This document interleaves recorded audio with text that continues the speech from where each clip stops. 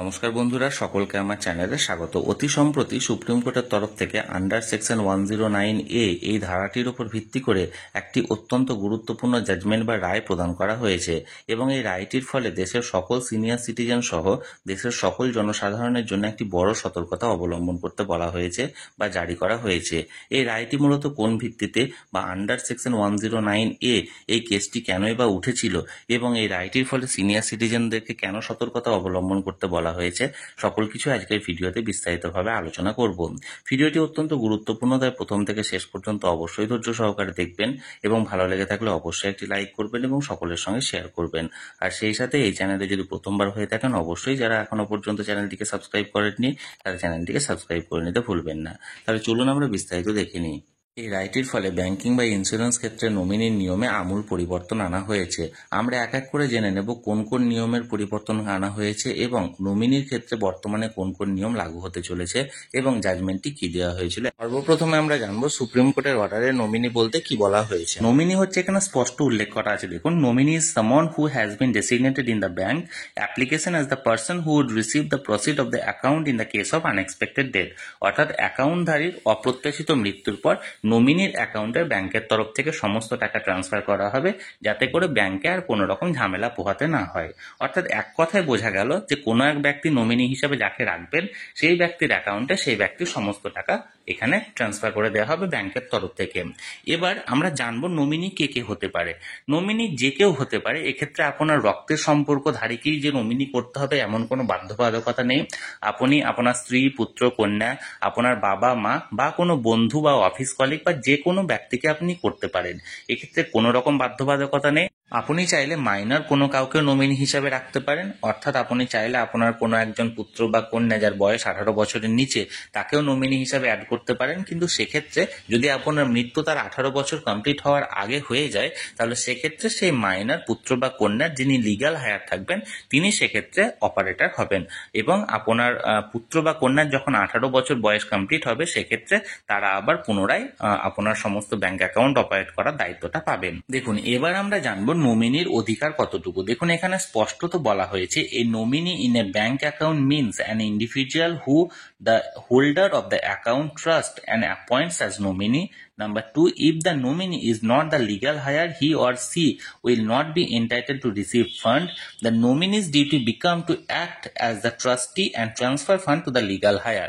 অর্থাৎ এক কথায় বলতে গেলে নমিনির দায়িত্বটা হচ্ছে যে আপনি নমিনি হিসাবে যখন আপনার অ্যাকাউন্টে ট্রান্সফার হলো সেই টাকাটার আপনি কিন্তু মালিক হলেন না যদি আপনি তার লিগ্যাল হায়ার না হয়ে থাকেন। অর্থাৎ ধরা গেল এক ব্যক্তির তিনজন লিগ্যাল হায়ার আছেন, অর্থাৎ দুটো পুত্র বা কন্যা আছেন এবং একজন উইডো আছেন, কিন্তু আপনাকে উনি নমিনি হিসাবে করে গেছেন। তাহলে আপনার দায়িত্বটা হবে নমিনি হিসাবে সেই ব্যক্তির মৃত্যুর পর যখন টাকাটা আপনি পেয়ে গেলেন তখন সেই লিগ্যাল হায়ারদের মধ্যে সমভাবে বন্টন করে দেওয়া। এটাই নমিনির দায়িত্ব। অর্থাৎ আপনি নমিনি হিসাবে যে অ্যাকাউন্টে টাকাটা পেলেন মানে আপনি সেই টাকার মালিক হলেন না। যদি আপনি লিগ্যাল হায়ার হয়ে থাকেন তাহলে লিগ্যাল হায়ার হিসাবে আপনার যতটুকু পার্সেন্টেজ পাওয়া দরকার সেটুকুই আপনি পাবেন। অর্থাৎ এক কথায় বলতে গেলে ধরুন একজন ব্যক্তি তার একজন পুত্রকে এখানে নমিনি করে গেলেন, কিন্তু সেই ব্যক্তির লিগ্যাল হায়ার 3 জন। তাহলে সেক্ষেত্রে সেই ব্যক্তির মৃত্যুর পর তার পুত্র যিনি নমিনি হিসাবে ছিলেন তিনি এখানে 100% টাকাটা তার অ্যাকাউন্টে পেলেন এবং সেই পুত্রর কাজ হবে যে তিনি 33.33% অর্থাৎ 3 ভাগের 1 ভাগ টাকা নিজের কাছে রাখা এবং বাকি আরো 2 ভাগ টাকা অন্য আরো 2 জন লিগ্যাল হায়ারকে প্রদান করা। কিন্তু আপনি যদি সেই লিগ্যাল হায়ার না হয়ে থাকেন, হয়তো আপনি কোনো ভাই হলেন বা কোনো সেই ব্যক্তি হয়তো ভাইকে বা তার হয়তো অন্য কোনো একজন বন্ধু বা কোনো অফিস কলিগকে নমিনি করে রেখে যান, তাহলে সেক্ষেত্রে তার দায়িত্ব হবে তার যদি 3 জন লিগ্যাল হায়ার থাকে সেই 3 জনের অ্যাকাউন্টে সমভাবে টাকাটাকে ট্রান্সফার করে দেওয়া। এখানে নমিনি সংক্রান্ত সুপ্রিম কোর্টের দুটো জাজমেন্ট আছে, সেই দুটো জাজমেন্ট এক এক করে আমি আপনাদের কাছে এখানে শোনাচ্ছি। দেখুন, প্রথম যে জাজমেন্টটা হলো সেটা হলো 6 অক্টোবর 2010। রামচন্দ্র তলওয়ার নামের এক ব্যক্তি তার মায়ের ব্যাংক অ্যাকাউন্টে নমিনি হিসাবে ছিলেন। তার মায়ের মৃত্যুর পর তার অ্যাকাউন্টে ব্যাংকের তরফ থেকে সমস্ত টাকা ট্রান্সফার করা হয়। এক্ষেত্রে তিনি দাবি করেন যে তিনি সমস্ত টাকার মালিক, যেহেতু তাকে নমিনি হিসাবে করে রেখেছেন তার মা। কিন্তু এক্ষেত্রে সেই রামচন্দ্র তলওয়ারের একজন দাদা ছিলেন, তিনি কেস ফাইল করেন এবং সুপ্রিম কোর্টের জাজমেন্ট যেটা আসে সেই জাজমেন্টে বলা হয় যে নমিনি হিসাবে তাকে রাখা হয়েছে মানে এটা নয় যে রামচন্দ্র তলওয়ার 100% টাকার মালিক। যেহেতু তার মায়ের দুজন ওয়ারিস ছিল বা দুজন লিগ্যাল হায়ার ছিল, তাহলে সেহেতু রামচন্দ্র তলোয়ার নমিনি হিসাবে থাকলেও রামচন্দ্র তলোয়ার তার মায়ের 50% টাকার মালিক এবং বাকি 50% তার দাদাকে এখানে প্রদান করতে হবে সাকসেশন অ্যাক্ট অনুযায়ী, অর্থাৎ সাকসেশন বা উত্তরাধিকারীর আইন অনুযায়ী যে সমস্ত লিগ্যাল হায়ার আছে তাদের মধ্যে টাকাটা কিন্তু সমভাগে ভাগ হবে। এবার যে দ্বিতীয় জাজমেন্টটা এসেছিল সেই দ্বিতীয় জাজমেন্টটা ছিল সর্বতী দেবী ভার্সেস উষা দেবী কেসে। এখানে জগমোহন বলে একজন ব্যক্তি দুটো ইন্স্যুরেন্স পলিসি কিনে রেখেছিলেন এবং দুটো ইন্স্যুরেন্স পলিসিতে তার ওয়াইফকে নমিনি করেছিলেন। এবার জগমোহন ওই ব্যক্তিটি মারা যাওয়ার পর তার ওয়াইফ সমস্ত টাকা পায়, কিন্তু পরে দেখা যায় সেই জগমোহনের একজন মাইনর সন্তানও আছে এবং তার সাথে সাথে তার পিতা এবং মাতা অর্থাৎ উভয় প্যারেন্টসই কিন্তু এখানে জীবিত আছে। এক্ষেত্রে তার প্যারেন্টসরা দাবি করে যেহেতু ওনার ওয়াইফকে এখানে নমিনি হিসেবে রাখা হয়েছে, কিন্তু তার মানে এই নয় যে তার মা বা তার মাইনর সন্তান কোনো ভাগ পাবে না। এক্ষেত্রে হাইকোর্টে কেস হয়। হাইকোর্টে কেসে ওয়াইফ প্রথমত জিতলেও সুপ্রিম কোর্টে পরবর্তী ক্ষেত্রে লিগ্যাল হায়ার বলে একটা এখানে রায় দেওয়া হয় এবং সেখানে রায়ে এই কথা বলা হয় যে এক্ষেত্রে আপনার মানে জগমোহনের স্ত্রীও একটা ভাগ পাবে এবং 1/3 পাবে, বাকি 1/3 পাবে জগমোহনের মাইনর সন্তান এবং বাকি 1/3 পাবে জগমোহনের মা, অর্থাৎ তিনজনের মধ্যে সমভাবে টাকাটা বন্টন হবে। তাহলে আশা করি যে জাজমেন্ট দুটো এখানে দেওয়া হয়েছে সুপ্রিম কোর্টের তরফ থেকে সে দুটো আমি এখানে আপনাদেরকে বোঝাতে পেরেছি। এবার আমরা জানবো লিগ্যাল হায়ার কাকে বলে বা উত্তরাধিকারী কাকে বলে। এক্ষেত্রে একটা কথা বলা দরকার, লিগ্যাল হায়ারের এক্ষেত্রে দুটো অপশন আছে, একটা হচ্ছে ক্লাস 1 এবং একটা হচ্ছে ক্লাস 2। ক্লাস 1 অর্থাৎ প্রথম সারির লিগ্যাল হায়ার কারা? প্রথম সারির লিগ্যাল হায়ার হচ্ছে এক হচ্ছে তার উইডো, 2 হচ্ছে তার সন, 3 হচ্ছে তার ডটার এবং 4 হচ্ছে তার মাদার। অর্থাৎ একজন যিনি মারা যাচ্ছেন তার লিগ্যাল হায়ার ক্লাস 1 এর মধ্যে পড়ছে তার বিধবা স্ত্রী, তার পুত্র, তার কন্যা এবং তার মা। এবং এই 4 জনের মধ্যে যদি কোনো ক্ষেত্রে কাউকেই না পাওয়া যায়, অর্থাৎ দেখা গেল সেই ব্যক্তির কোনো বিয়ে হয়নি এবং তার মাও এক্ষেত্রে জীবিত নেই, তাহলে সেক্ষেত্রে সেই ব্যক্তির মৃত্যুর পর লিগ্যাল হায়ারের ক্লাস 2 ক্যাটাগরিতে যারা যারা লিগ্যাল হায়ার আছেন তারা কিন্তু এবার তার ভাগটা পাবেন। ক্লাস 2 ক্যাটাগরির মধ্যে কারা কারা আছে? ব্রাদার, সিস্টার এবং গ্র্যান্ড চিলড্রেন, অর্থাৎ সেই ব্যক্তির ভাই, বোন এবং তার যদি কোনো নাতি নাতনি থাকে তারাও সেক্ষেত্রে ভাগটা পাবেন। অর্থাৎ এক কথায় বলতে গেলে কোনো এক ব্যক্তির যদি মৃত্যু হয় তাহলে সেক্ষেত্রে লিগ্যাল হায়ার প্রথমত খোঁজা হবে ক্লাস 1 ক্যাটাগরি।